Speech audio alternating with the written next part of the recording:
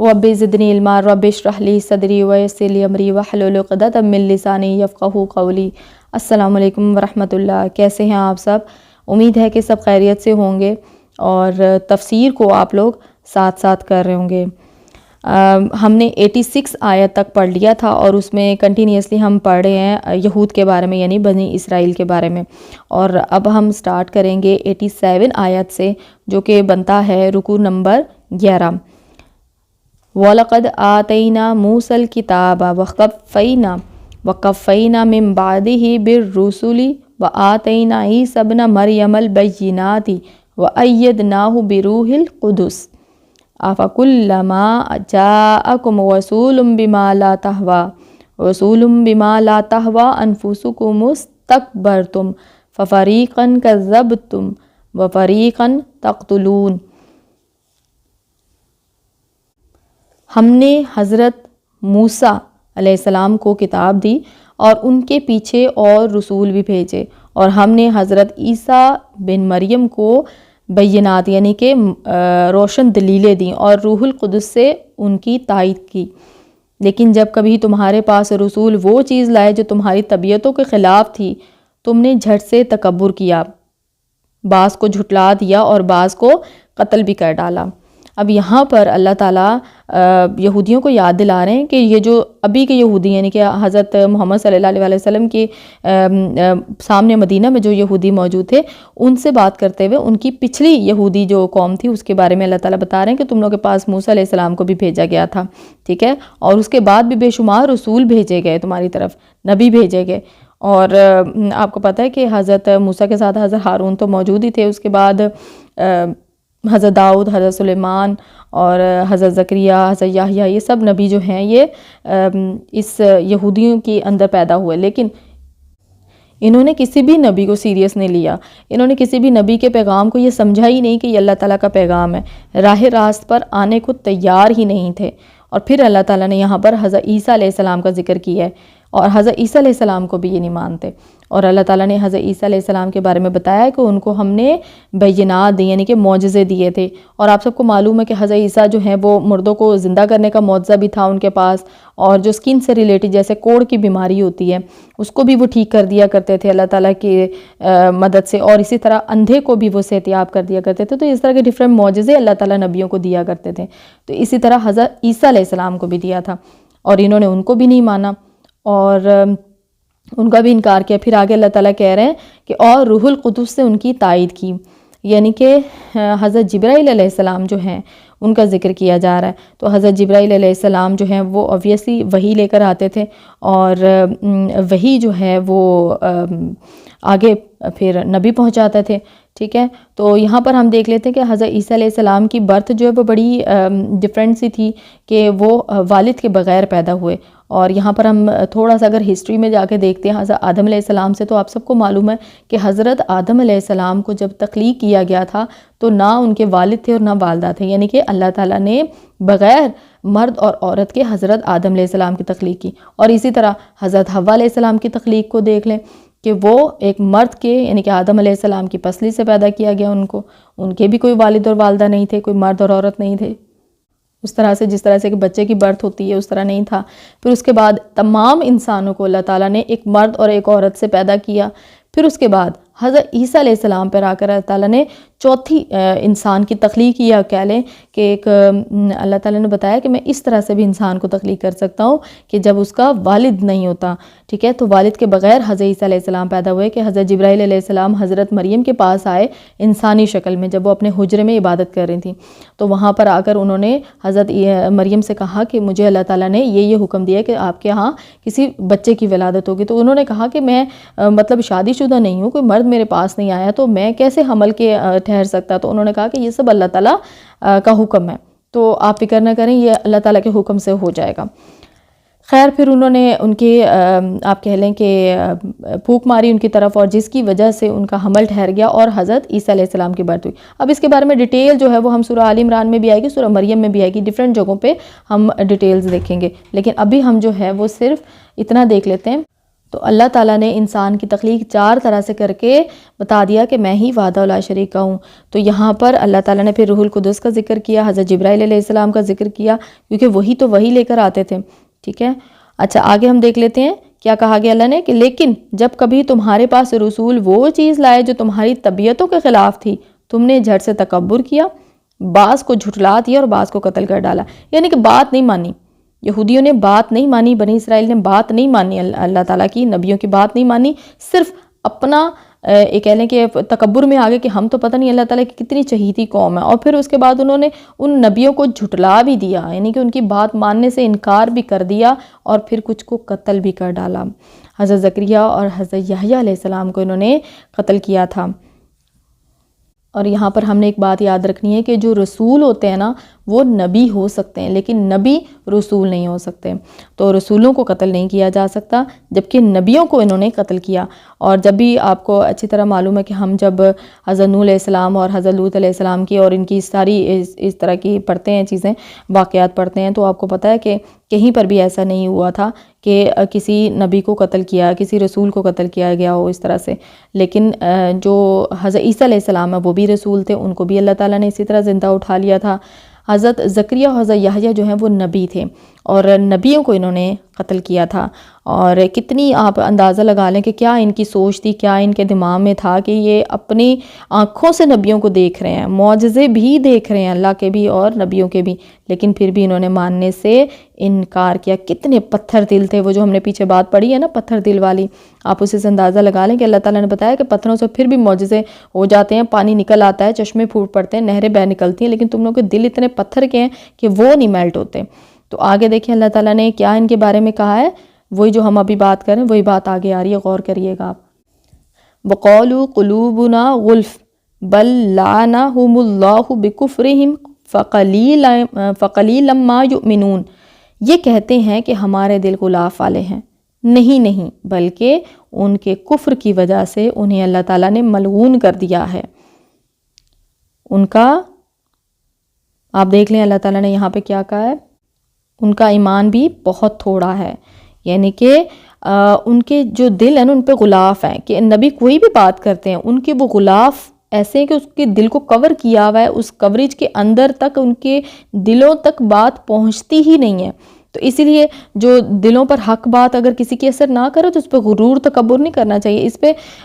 تھوڑی دیر کے لیے ٹھہر کے سوچنا چاہیے کہ یہ غلاف کہیں ہمارے دلوں پر تو نہیں آیا با، کہیں ہم ہدایت سے محروم تو نہیں ہے کہ اللہ کی بات ہمارے دل پہ اثر ہی نہیں کر رہی ہے۔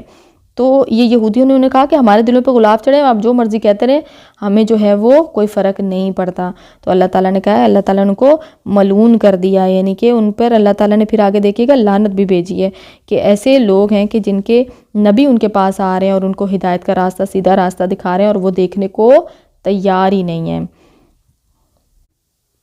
وَلَمَّا جَاءَهُمْ كِتَابٌ مِّنْ عِندِ اللَّهِ مُصَدِّقٌ لِّمَا مَعَهُمْ وَكَانُوا مِنْ قَبْلُ يَسْتَفْتِحُونَ عَلَى الَّذِينَ كَفَرُوا فَلَمَّا جَاءَهُمْ مَا عَرَفُوا وَكَفَرُوا بِهِ فَلَعْنَةُ اللَّهِ عَلَى الْكَافِرِينَ۔ ان کا اور ان کے پاس جب اللہ تعالیٰ کی کتاب یعنی کہ ان کی کتاب کو سچا کرنے والی آئی، کون سی کتاب؟ قرآن پاک کی بات ہو رہی ہے کہ ان کے پاس جب اللہ کی کتاب ان کی کتاب کو سچا کرنے والی آئی، حالانکہ پہلے یہ خود اس کے ساتھ کفر پر فتح چاہتے تھے، تو باوجود آ جانے اور باوجود پہچان لینے کے پھر کفر کرنے لگے۔ اللہ تعالیٰ کی لعنت ہو کافروں پر۔ تو یہ دیکھیں اللہ تعالیٰ نے یہاں پر کتنی بڑی بات ان کے بارے میں کہی ہے کہ کتاب ان کے پاس آ گئی ہے، قرآن پاک ان کے پاس آ گیا ہے، لیکن وہ اس کو ماننے کو تیار نہیں ہے۔ اچھا اس سے نا تھوڑا سا ہم بیک گراؤنڈ دیکھ لیتے ہیں کہ جیسے ہم نے پچھلی جو ہماری ویڈیو تھی اس میں آپ نے سنا ہوگا ایک واقعہ جو تھا کہ جو ہم نے بتایا تھا کہ ان کے اوس اور خزرج کے قبیلے کے ساتھ جو یہ آپس میں ایک دوسرے کو حلیف اور ساتھی بنا لیتے تھے، جیسے کہ بنو قریظہ نے اوس کے قبیلے کو بنایا ہوا تھا اور اسی طرح بنو قینقاع اور بنو نذیر نے خزرج کے اپنا ساتھی بنایا ہوا تھا، تو یہ آپس میں لڑائی جھگڑے کرتے تھے، ادھر سے بھی یہودی مرتے تھے، ادھر سے بھی مرتے تھے، ادھر سے بھی مشرک مرتے تھے اور ادھر سے بھی، مطلب یہ مکس اپ ہو کے، اور یہ کہتے تھے آپس میں لڑائی جھگڑے جب کرتے تھے یہ لوگ، تو جو اوس اور خزرج کے لوگ تھے ان کو یہ کہا کرتے تھے، یعنی کہ آپ کہہ لیں کہ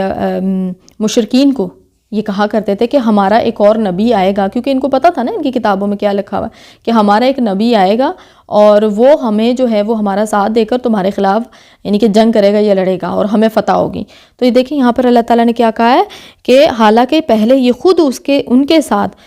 کفر پر فتح چاہتے تھے، تو پھر جب نبی آ گئے اور آپ صلی اللہ علیہ وسلم آ گئے اور پھر اس کے بعد کتاب بھی آ گئی، لیکن پھر انہوں نے کیا کیا، وہی جو بات ہم نے پہلے بھی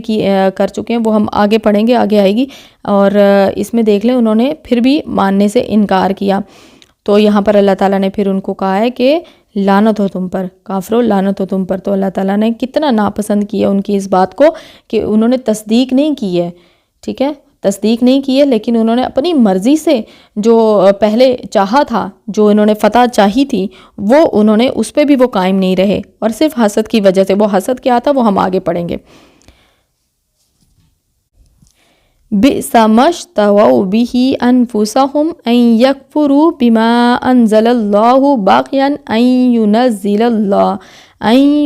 الله من فضله على من يشاء من عباده۔ اب یہ دیکھیں یہاں پر اللہ تعالیٰ نے بتایا کہ بہت بری ہے وہ چیز جس کے بدلے انہوں نے اپنے آپ کو بیچ ڈالا، وہ ان کا کفر کرنا ہے، یعنی کہ انہوں نے دنیا کے لیے اپنے دنیاوی جیلسی اور حسد کی وجہ سے انہوں نے کفر کیا ہے۔ اور وہ کفر کیا ہے کہ اللہ تعالیٰ کی طرف سے نازل شدہ چیز کے ساتھ محض اس بات سے جل کر کہ اللہ تعالیٰ نے اپنا فَبَاءُوا بِغَضَبٍ عَلَىٰ غَضَبٍ وَلِلْكَافِرِينَ عَذَابٌ مُّہِینٌ۔ اللہ تعالیٰ نے اپنا فضل اپنے جس بندے پر چاہا نازل فرمائے، اس باعث یہ لوگ غضب پر غضب کے مستحق ہو گئے۔ اب یہ دیکھیں اللہ تعالیٰ یہاں پر ان کے بارے میں بتا رہے ہیں کہ انہوں نے کیا کیا تھا۔ ہم جب ہسٹری پڑھ رہے تھے، جب ہم نے تھوڑا سا بیک گراؤنڈ دیکھا تھا بنی اسرائیل کا، تو اس میں ہم نے دیکھا تھا کہ حضرت ابراہیم علیہ السلام کے جو ہیں وہ دو بیٹے تھے، حضرت اسماعیل علیہ السلام اور حضرت اسحاق علیہ السلام۔ کیونکہ بنی اسرائیل جو ہیں وہ حضرت اسحاق علیہ السلام سے تھے، تو ان کو یہ خوش فہمی تھی کہ آج تک جتنے بھی انبیاء آتے رہے وہ جو حضرت اسحاق ہیں وہیں سے آتے رہے، ان کی نسل سے ہی آتے رہے ہیں۔ تو اسماعیل علیہ السلام کا ان کے مائنڈ میں نہیں تھا، ان کو یہ تھا کہ آخری نبی کی جو ولادت ہے وہ بھی ان کے ہی ہاں ہوگی، ان کے ہی کسی قبیلے میں ہوگی۔ اب جب انہوں نے جو انکار کیا ہے وہ انکار بیسیکلی اس حسد کی وجہ سے تھا، اس جلن کی وجہ سے تھا، اور آپ کہہ سکتے ہیں کہ نسلی جو ایک نسل کی وجہ سے جو ایک دوسرے سے نفرت تھی اس وجہ سے تھا کہ انہوں نے کہا کہ یہ نبی ہماری امت سے یعنی کہ اسحاق علیہ السلام کی امت سے نہیں آئے، تو انہوں نے اس بات سے حسد کی وجہ سے انکار کیا۔ تو اللہ تعالیٰ نے کہا ہے کہ اللہ تعالیٰ جس پر چاہے، جس بندے پر چاہے اپنا فضل فرما سکتا ہے۔ تو یہ کوئی باؤنڈ تو نہیں کیا ہوا تھا نا اللہ تعالیٰ کو انہوں نے کہ ہماری ہی نسل سے آگے انبیاء آتے رہیں گے، جبکہ ان پر انبیاء پہلے آئے بھی، بے شمار آئے، صرف حضرت موسیٰ علیہ السلام نہیں آئے، بے شمار انبیاء آئے، اور ان کو آخری نبی کی بھی امید تھی۔ اب دیکھیں آگے اللہ تعالیٰ نے پھر عذاب کی بات کی ہے کہ غضب پر غضب کے مستحق ہو گئے، کیونکہ ان کی کام ہی ایسے تھے نا، غضب کرنے والے تو کام تھے ان کے، نبیوں کو قتل کر دینا، جان لے لینا ان کی، اور یہ کوئی معمولی بات نہیں تھی جو وہ کرتے رہے تھے۔ اور اللہ تعالیٰ نے کہا کہ ان کافروں کے لیے رسوا کرنے والے عذاب ہیں، اور رسوا کرنے والے عذاب ہم پڑھ چکے ہیں کون کون سے ان پر عذاب آئے، اور آگے بھی ہم پڑھیں گے کہ حضرت موسیٰ علیہ السلام جب وہاں پر فرعون کے پاس درخواست کرنے گئے تھے کہ میری اس امت کو، قوم کو چھوڑ دو، بنی اسرائیل کو، تو اس وقت ان کے اوپر کون کون سے عذاب آئے تھے تو وہ بھی ہم دیکھیں گے۔ لیکن وہاں سے یہ بچ کے نکلے، اور پھر انہوں نے کام ہی ایسے کیے غضب والے کہ پھر ان کو بھی عذاب کا سامنا کرنا پڑا مختلف۔ آگے دیکھ لیتے ہیں وَإِذَا قِيلَ لَهُمْ آمِنُوا بِمَا أَنزَلَ اللَّهُ وَقَالُوا نُؤْمِنُ بِمَا أُنزِلَ عَلَيْنَا وَيَكْفُرُونَ بِمَا وَرَاءَهُ وَهُوَ الْحَقُّ مُصَدِّقًا لِمَا مَعَهُمْ قُلْ فَلِمَ تَقْتُلُونَ أَنْبِيَاءَ اللَّهِ مِنْ قَبْلُ إِن كُنتُم مُؤْمِنِينَ۔ اور جب ان سے کہا جاتا ہے کہ اللہ تعالیٰ کی اتاری ہوئی کتاب پر ایمان لاؤ، تو کہہ دیتے ہیں کہ جو ہم پر اتاری گئی اس پر ہمارا ایمان ہے، یعنی کہ یہ تورات کی بات کر رہے ہیں کہ جو ہم پر اتاری گئی ہے اس پر ہمارا ایمان ہے، حالانکہ اس کے بعد والی کے ساتھ جو ان کی کتاب کی تصدیق کرنے والی ہے کفر کرتے ہیں۔ اب یہ دیکھیں یہاں پر اچھا ان سے یہ تو دریافت کریں کہ اگر تمہارا ایمان پہلی کتابوں پر ہے تو پھر تم نے اگلے انبیاء کو کیوں قتل کیا، یعنی کہ جو انبیاء تمہارے زمانوں میں آئے تھے ان کو قتل کیوں کیا؟ یہ ابھی کے یعنی کہ آپ صلی اللہ علیہ وسلم کے زمانے کے جو یہودی ہیں ان سے اللہ تعالیٰ کہہ رہے ہیں کہ اس کتاب پر ایمان لاؤ، تو انہوں نے جب انکار کیا کہ ہمارے پاس تورات ہے اور تورات کو ہم مانتے ہیں تو ہمارے لیے یہی کافی ہے کہ ہم وہی کتاب مانیں، تو اللہ تعالیٰ نے کہا کہ یہ کتاب تو قرآن پاک تو تمہاری کتاب کی تصدیق کر رہی ہے، مطلب تصدیق اس کتاب میں موجود ہے تمہاری والی کتاب میں کہ قرآن پاک ایک آخری کتاب آئے گی، ایک آخری نبی آئیں گے، تو انہوں نے کفر کیا۔ اور پھر اللہ تعالیٰ نے کہا کہ اگر تم اپنی کتاب پر بھی ایمان لاتے، اگر ہم کہتے ہیں کہ تمہاری کتاب پر ایمان، تم تورات پر ایمان لے آؤ، اوبیسلی وہ اللہ تعالیٰ کی کتاب ہے، اگر یہ اس پر بھی ایمان لاتے ہوتے تو کیا اس میں لکھا ہوا تھا انبیاء کو قتل کرنے کے بارے میں؟ تو پھر انہوں نے نبیوں کو قتل کیوں کیا؟ یہ والی بات کر رہے ہیں اللہ تعالیٰ یہاں پر کہ اگر یہ اتنی ہی اطاعت کرنے والے تھے تو پھر کیوں انہوں نے نبیوں کو قتل کیا؟ تو یہاں پر ہم نے جو ہے وہ دیکھ لیا کہ اللہ تعالیٰ نے بنی اسرائیل سے اور پھر اس کے بعد یہودیوں سے جو آپ صلی اللہ علیہ وسلم کے زمانے کے تھے ان سے کیا اللہ تعالیٰ نے بات کی ہے، تو ہمیں یہاں پر اپنے لیے لیسن نکالنے ہیں کہ اللہ تعالیٰ بار بار یہ بات کہہ رہے ہیں کہ قرآن پاک کی تصدیق جو ہے وہ ان کو کرنے کو کہا جا رہا ہے کہ قرآن کتاب کی جو تصدیق ہے وہ کرنے والی ہے، یہ تمہاری کتاب کی تصدیق کرنے والی ہے، تو تم لوگ جو ہے وہ اس کتاب کو پوری طرح پکڑ لو۔ بار بار یہ ذکر ہم پڑھیں گے، قصے کہانیوں میں بار بار آئے گا کہ تمہاری کتاب میں جو کچھ لکھا ہے نا اس کو تم مان لو، تو ہماری کتاب میں بھی جو کچھ لکھا ہے قرآن پاک میں اس کو ہم نے مکمل لینا ہے، ٹھیک ہے؟ تو آج ہم یہیں تک کرتے ہیں، 91 آیت تک ہمارا الحمدللہ ہو گیا، تو اب انشاءاللہ آگے ہم اگلی ویڈیو میں کر لیں گے۔ ابھی تک کے لیے بس اتنا ہی۔ اللہ تعالیٰ ہم سب کو نیک عمل کرنے کی توفیق عطا فرمائے، اور ترجمہ تفسیر کے دوران میں ہمارے سے جو غلطیاں ہو جائیں، کیونکہ ہم سب انسان ہیں، اللہ تعالیٰ ان سب غلطیوں کو معاف فرما دے۔ وما علینا الا البلاغ المبین۔